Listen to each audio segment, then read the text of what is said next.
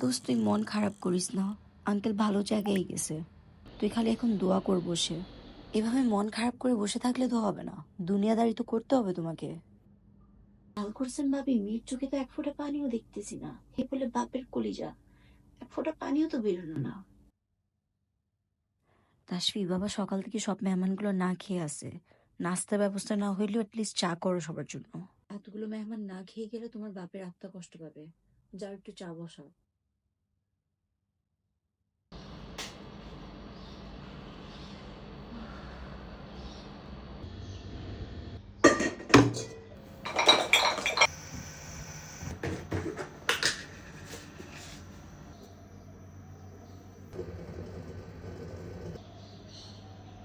আজকালের মেয়েদের হাব ভাব বুঝি না, মাথায় কাপড় টাপড় কিছু আছে?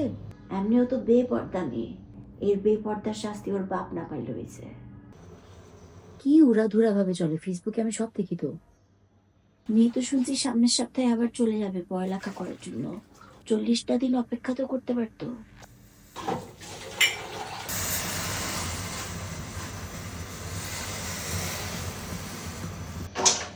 বয়স তো মনে হয় মোটামুটি হয়েছে, দেশে পা দিবে না?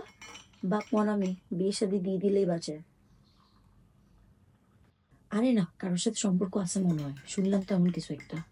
এই যে এখন আর কি, বাপ মারা গেছে, এখন সম্পত্তি নিয়ে টানাটানি করবে, ছেলে মেয়েরা নষ্ট হয়ে যাবে।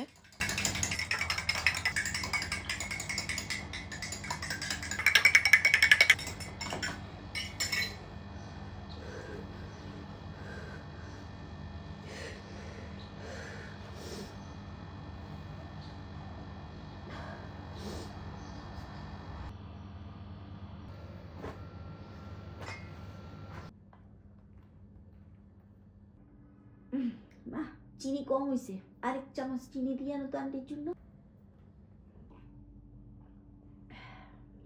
পাতলা হয়েছে চাটা।